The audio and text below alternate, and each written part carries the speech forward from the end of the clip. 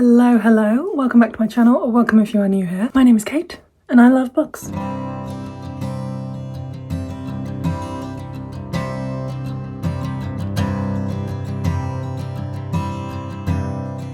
So today's video is going to be the mid-year book tag. I'm quite behind on this trend, but I did take July off, so I still wanted to do it, so we're just doing it a little bit late. I took my prompts from Sarah Caroli's channel, so I will type out the questions in my description below, but I'll also link her video, and I would recommend looking at that. But let's jump into it. Grab yourself a little drinky poo. And let's go. Okay, so according to Fable, I've read 91 books this year.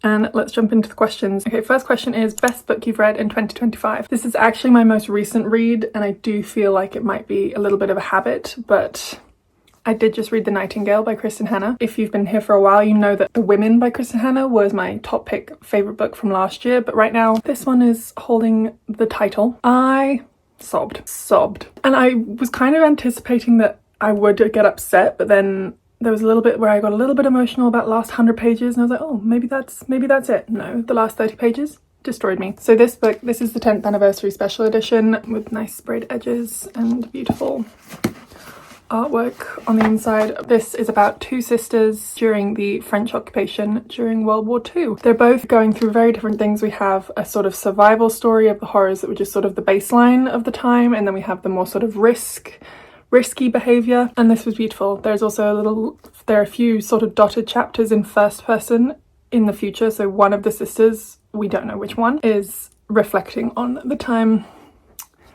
during this, and yeah 6-star read. 6 stars. I loved this. Okay, next question is the best sequel I have read this year. So I'm going to say two. One of them wasn't published this year and one of them was. So the first one that wasn't published this year, I'm going to say, is The Mask Falling by Samantha Shannon. I had not read this one yet. I did do a reread of the Whole Bone season series, and this was one that I hadn't read, and it was perfect. It expanded the world so beautifully, and they're all so high stakes and so horrendous, but then this one seemed to add like a different layer of sort of that intrigue and subterfuge, shall we say, and I loved this. I won't read you the blurb because it is a sequel, so spoilers, but you should go read the first book. And the next one, which was a new release this year, was The Rag Picker King by Cassandra Clare. This is the second book to Swordcatcher, which was one of my favourite books from last year as well. I loved this, that's all I can say. I loved this. The further we went into the world, the more depth, the more that we were given for each of the characters was perfect. I loved this, and what a note to end on. The next question is a new release that I haven't read yet, but I still want to. So the one that I picked for this was The Night and the Moth by Rachel Gillig. I still have not read this.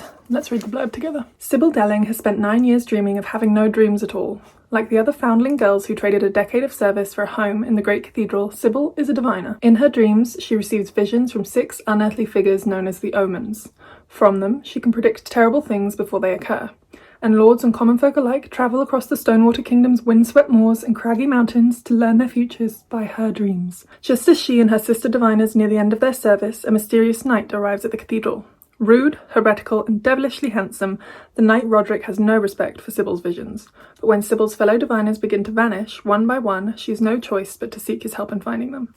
For the world outside the cathedral's cloister is wrought with peril. Only the gods have the answers she's seeking, and as much as she'd rather avoid Roderick's dark eyes and sharp tongue, only a heretic can defeat a god. I loved Rachel Gillig's previous duology.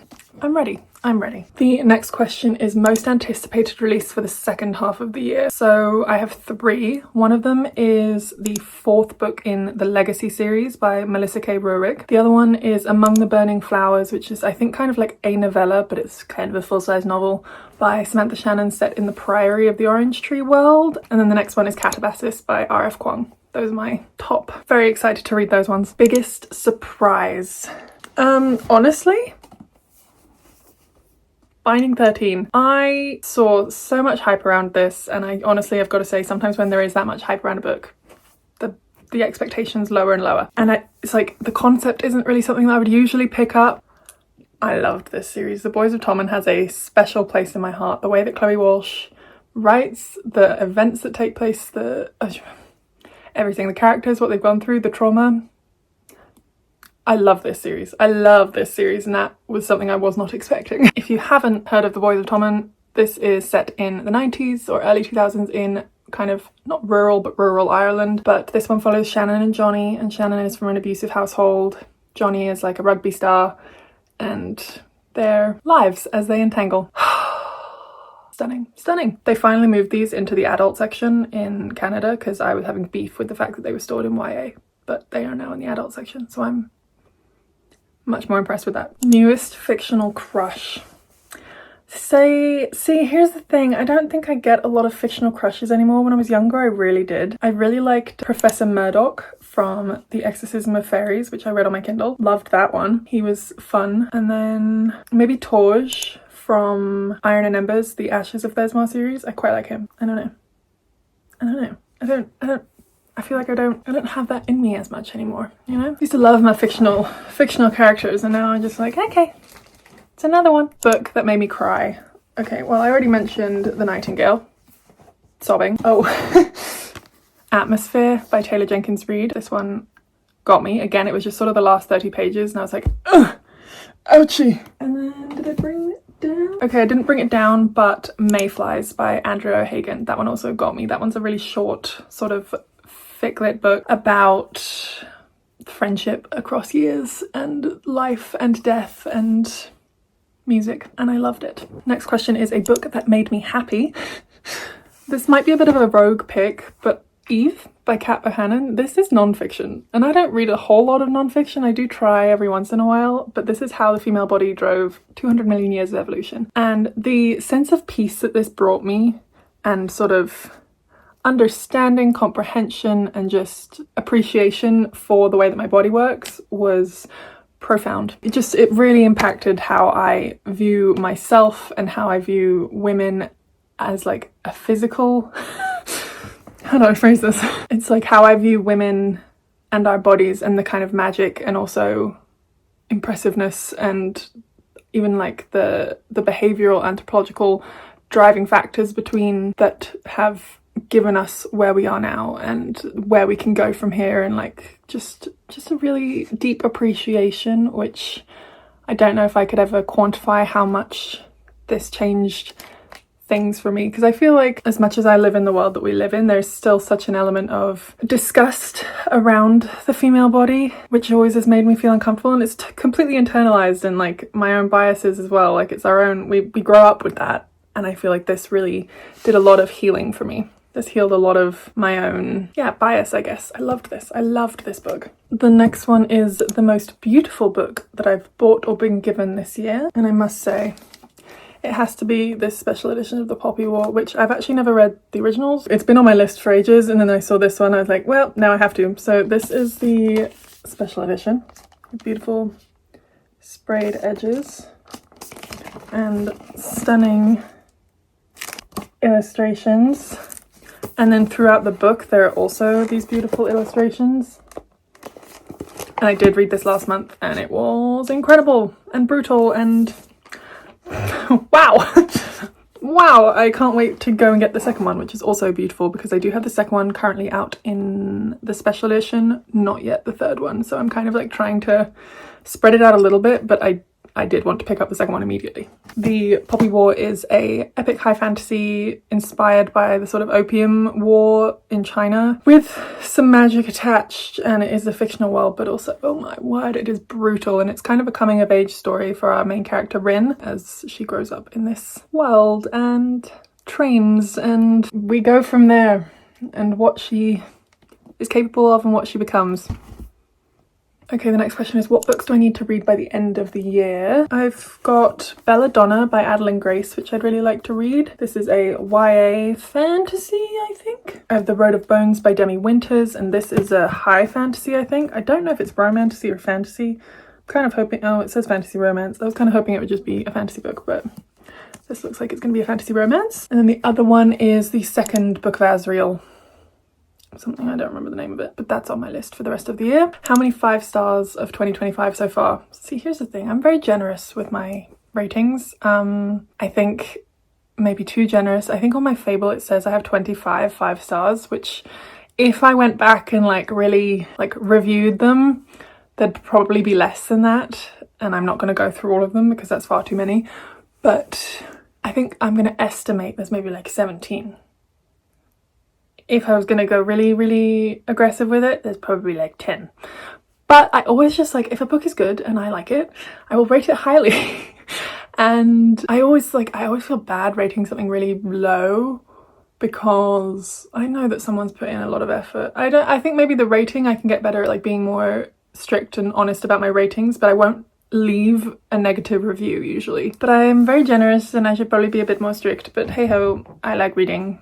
It is who I am. Next question is, what books do I want to reread this year? So I already read this year, but I would like to reread as we get to spooky season maybe, and that's Nocticadia by Carrie Lake. I loved this book. Gothic, horror, romance, paranormal, dark romance. It was fun. And then the other two that I would probably like to reread is Normal People by Sally Rooney, because I reread this frequently. Very frequently. And then the other one, again, kind of that autumnal vibe, is The Secret History by Donna Tartt. This is one of my favourite books. This or maybe If We Were Villains. Those ones are the same sort of vibe to me, but this one's more Greek classics. If We Were Villains is like Shakespeare drama. So maybe those ones. Some spooky ones as we head into the autumn season. The next question is a book I enjoyed with mixed reviews. Okay, I saw quite a few mixed reviews for Atmosphere actually, and I loved this, but I saw quite a few mixed reviews talking about how people didn't like that our main character was in the science field as well as queer and still had a kind of relationship with God, or that sort of faith-based conversations. A lot of people didn't like that. I really liked that aspect of the book. I don't think that spirituality and science are mutually exclusive, but I saw quite a few criticisms of that. But I thought it was really beautiful. I liked those conversations. And then another one, I wouldn't say I enjoyed this. Enjoy is a strong word, but this one got ripped to shreds online and it made me sad. And I think this was in a reading vlog, but that was Releasing 10. I think something that comes up frequently is people are saying that Chloe Walsh is sexualizing or making it like smutty for this series, whereas I read this very much as like someone who's going through sexual trauma and how that impacts her as she's like growing up and like becoming sexually active. I didn't read it like smut. I gotta say, it wasn't like a spicy thing. It was very sad all throughout. It was extremely graphic, and I completely understand people not liking that. Also, Chloe Walsh wrote this from like her own experience. So people do go through this. There are teenagers who go through this, and I'm not reading it like it's a fun read. No, it's like horrible. None of it's like cute or fun or fluffy. It's all heart-wrenching, but this got torn apart online and it made me very sad, and I feel like that sort of maybe felt like it missed the point. And I do understand like these are marketed poorly, I think, for the subject matter that they include, but if you've made it this far in the series, I also think you know what you're getting into. Like, these are not light fluffy romance reads, these are trauma. So yeah, I wouldn't say like I enjoyed this book. It was a hard read. I don't want to read this ever again, but I do think that I had maybe different opinions than what was a very common dialogue online. The final question in this video is 5-star predictions for the rest of the year. I have no idea, to be completely honest. Probably The Night and Moth. I think I'm gonna enjoy that one. Oh, actually, I did read Angel Fall in my last reading vlog and I loved that. So I do have the second ones, and I think this is going to be a 5-star series for me. I think this is quite a few years old now. When was this published? It is indie published actually. So this was published in 2012 and I really enjoyed this. So I think that the rest of that series will be a 5-star series for me. Probably Catabasis. I anticipate anything by R.F. Kuang I'm going to gobble up. The new Samantha Shannon book. I also do need to read The Dark Mirror, which is the 5th and most recent release of the Bone season, so that's going to be good. I don't know. I'm also, again, big mood reader. Who knows what I will get round to reading. You guys have just as much of an idea as I do at this point of what I'm going to read this year, so I don't know. The whimsy and the mystery is part of the fun, I guess. We'll see what my answers are at the end of the year. Alrighty, so that is my wrap up of this video. It was kind of short, which is alright. I don't think I read through a whole lot of the blurbs. I just kind of like, if you want to look at them, I guess you go look at them. Next week on Friday, I will have another reading vlog coming out. Thank you for watching this video. Again, thank you for your patience. I know this is like the second video I've released in August in the second video in quite a while, so it's lovely to be back. This is really fun. I did make the new intro, if you liked that. I would love to hear your answers to these questions, so if you want to answer all of them or just some of them in the comments down below, I would love to hear your thoughts. Any of your thoughts on my thoughts would also be interesting. And as I always say, like, the comments are my favourite. I love it so much. I love talking to people online about books. It's just a delight. Yeah, let me know if there's any other kinds of videos you'd like to see from me this year. Wow, we're on the second half of 2025. What a year. If you want to give this video a like or subscribe if you're so inclined, it does help as I grow my channel, and I'll see you guys next week. Thank you again.